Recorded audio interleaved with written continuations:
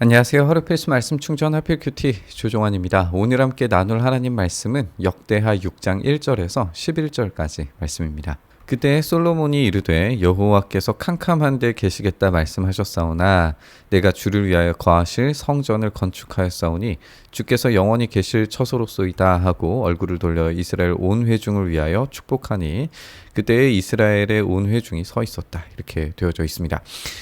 우리가 이제 첫 번째로 생각을 해볼 수 있는 것은 솔로몬의 역할일 거예요. 솔로몬은 성전 건축을 완성했고 마치 제사장이 된 것처럼 온 회중을 위해서 축복하는 모습을 보게 됩니다.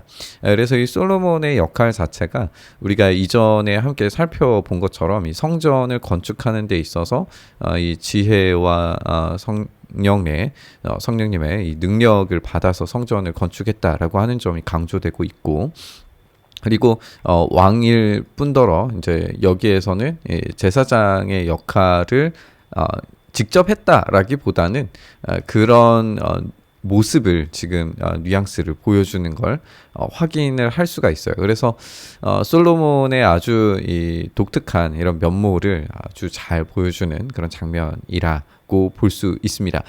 또 한 가지 우리가 생각을 해볼 수 있는 거는 하나님께서 이 캄캄한 데에 계시겠다라고 그렇게 말씀하신 장면이 어디인지를 확인해 보는 거예요.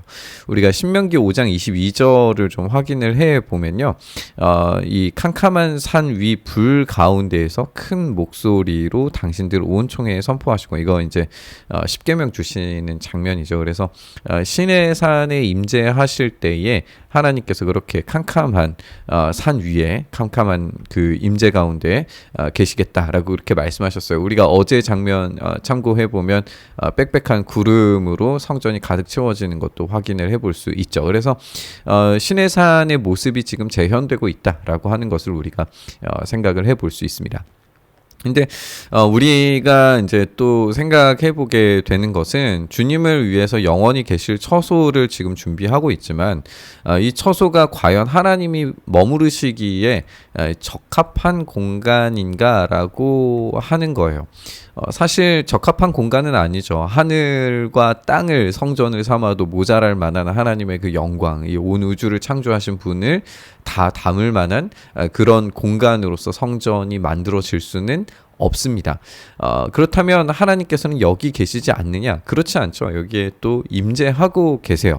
그러면 여기에서 이제 우리가 두 가지를 생각을 해볼 수 있는데, 한 가지는 하나님께서 천상의 공간에서 계시면서 이곳에 이 땅에 머무르기에는 한없이 무한한 분이시라고 하는 이 경외감이 가득한 그런 인식이 필요해요.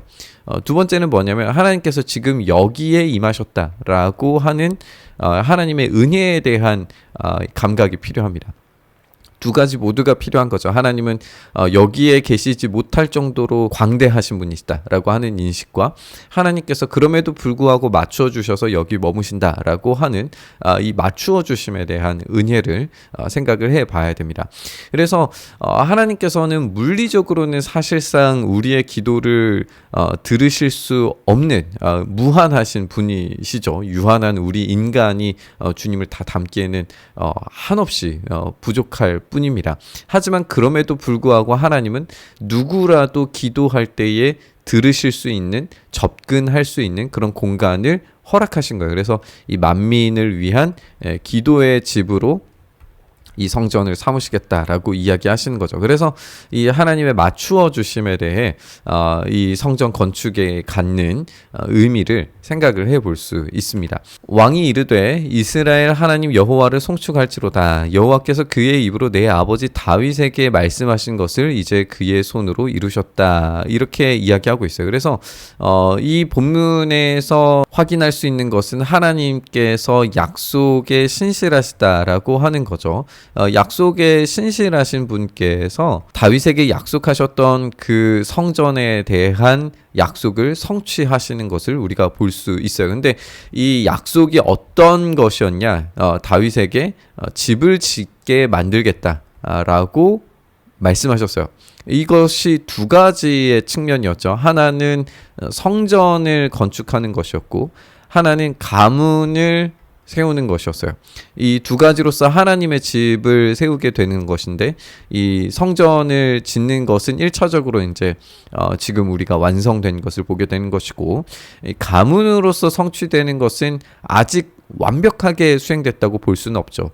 역대기는 그 가문으로서의 하나님의 집이 어떻게 실패했는지에 대해서 확인하겠지만, 우리는 결국에 예수 그리스도를 통하여서 그 집이 완성되는 것을 결국 보게 될 거예요. 그래서 약속에 신실하신 분께서 어떻게 그 신실하신 약속을 이행해 가시는가를 우리가 확인을 해보게 되는 거죠. 내 백성을 애굽 땅에서 인도하여 낸 날부터 내 이름을 둘 만한 집을 건축하기 위하여 이스라엘 모든 지파 가운데에서 아무 성읍도 택하지 아니하였으며 내 백성 이스라엘 주권자가 될 사람을 아무도 택하지 아니하였더니, 여기에서도 이제 공간과 사람에 대해서 이야기하고 있는 것을 우리가 보게 돼요. 그래서 공간적으로는 성전을, 그리고 사람으로서는 가문을 세우는 것이 하나님의 집, 머무실 공간을 만드는 일이다라고 하는 것을 볼 수 있어요. 근데 이렇게 선택하지 않으셨던 분께서 예루살렘을 택하셨어요. 이 시온을, 또 이 성전이 있는 곳을 선택하셨죠. 내 이름을 거기에 두고, 또 다윗을 택하여 이렇게 하나님께서 가문을 선택하십니다. 그래서 내 백성 이스라엘을 다스리게 하셨다라고 그렇게 말씀하시는 걸 이제 솔로몬의 입을 통하여서 이야기되고 있죠. 주님의 이름과 이 통치가 이 성전과 가문을 통하여서 일어나게 될 거예요. 우리가 계속 확인하고 있는 것처럼 이 성전과 가문을 통하여서 결국에는 진짜 참된 성전이신 예수 그리스도를 통하여서 이 참된 이름, 주님의 이름과 그리고 주님의 다스리심이 완성되는 것이 예수 그리스도를 통하여서다라고 하는 것을 우리가 다시 생각해 볼 수 있습니다. 내 아버지 다윗이 이스라엘 하나님 여호와의 이름을 위하여 성전을 건축할 마음이 있었더니 여호와께서 내 아버지 다윗에게 이르되 내가 내 이름을 위하여 성전을 건축할 마음이 있으니 이 마음이 내게 있는 것이 좋도다. 우리가 알고 있는 것처럼 하나님께서 다윗에게 성전 건축을 허락하지 않으세요.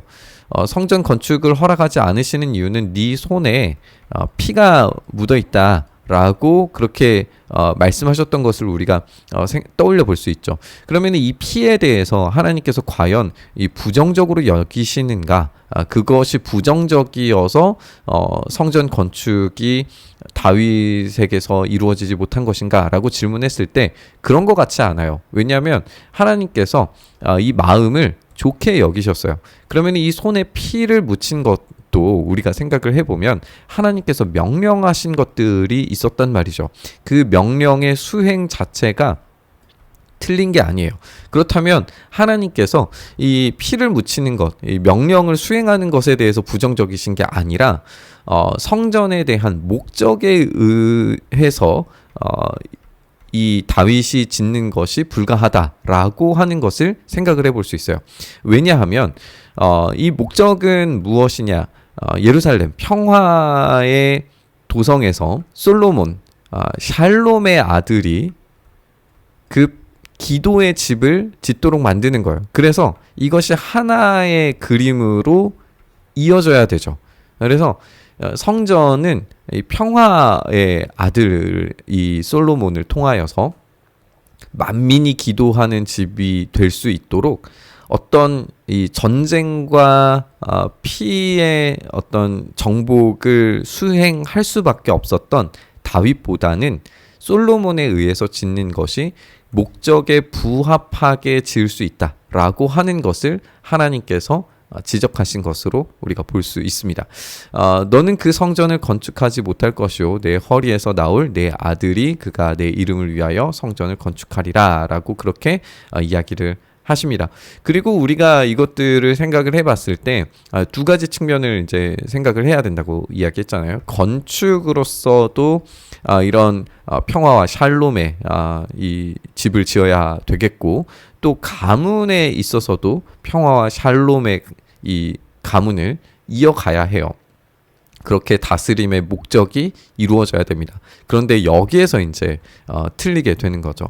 서로 갈등하고 싸우고 서로 전쟁할 수밖에 없는 그런 가문들이 이어지는 것을 보게 돼요. 그것을 하나님께서 허용하시고 허락하십니다. 그러나 결국에는 우리가 아는 것처럼 계속 이제 묵상하는 것처럼 주님께서 바로 그 평화 그 자체로서 하나님의 이름을 가지고 십자가 위에서 죽으시고 부활하심으로써 참된 평화와 온 인류가 가지고 있는 구원에 대한 그 기도가 성취될 수 있도록, 그래서 만민이 기도할 수 있는 그 집에 대한 완성을 주님의 몸으로 직접 만드셨고 교회가 그 일을 감당하고 있는 것을 우리가 보게 됩니다. 이제 여호와께서 말씀하신 대로 이루셨도다. 내가 여호와께서 말씀하신 대로 내 아버지 다윗을 대신하여 일어나 이스라엘의 왕위에 앉고 이스라엘 하나님 여호와의 이름을 위하여 성전을 건축하고, 이렇게 이 왕위를 가진 가문으로서 그리고 이 성전의 건축으로서 지금 이 약속이 언약이 성취되고 있는 것을 우리가 확인할 수 있어요. 내가 또 그곳에 여호와께서 이스라엘 자손과 더불어 세우신 언약을 넣은 궤를 두었노라. 결국에는 지금 이 성전 건축에서의 핵심은 언약이라는 걸 다시 한번 확인할 수가 있죠. 하나님께서 언약에 신실하신 분께서 출애굽 때부터 말씀하셨던 그 언약이 지금 성전 완성이 이루어지는 때까지, 그리고 그 가문으로서 하나님께서 일으키신 그 이스라엘을 다스리는 왕권을 준 그 가문이 일어날 때까지 그 약속을 이어 오셨다는 거예요. 그러면 이제 이 성전을 통하여서, 이 가문을 통하여서 이어져 가야 하는 것은 무엇이냐면 그 언약에 신실하게 복종하는 것이죠. 순종하는 겁니다. 이 언약에 복종하고 순종하는 것이 이제 이 가문과 이 성전을 통하여서 예배하는 자들이 가져야 할 태도입니다. 우리가 함께 살펴본 것처럼 언약에 신실하신 분께서 예수 그리스도를 통하여서 이 성전과 하나님의 이 가문으로서 이 하나님의 집을 세워가는 그 모든 것들을 성취하시고 이루셨다라고 하는 것을 우리가 다시 생각하고 확인해 볼 수 있었습니다. 그래서 우리의 책임은 무엇이냐? 바로 그 언약에 신실하게 우리 또한 순종하고 복종하는 일이다라고 하는 것을 생각해야 됩니다. 왜냐하면 우리에게 그 순종을 요구하셨기 때문이에요. 그분께서 언약에 신실하게 일하실 것이고 그 약속을 반드시 구원에 대한 약속을 성취하실 겁니다. 그 가운데에서 우리가 해야 하는 일은 언약에 신실하게 반응하는 일인 거죠. 오늘 우리의 삶이 그 언약에 순종하는 삶 살아가기를 간절히 바라고 소망하면서 우리 묵상의 자리로 나아가시죠.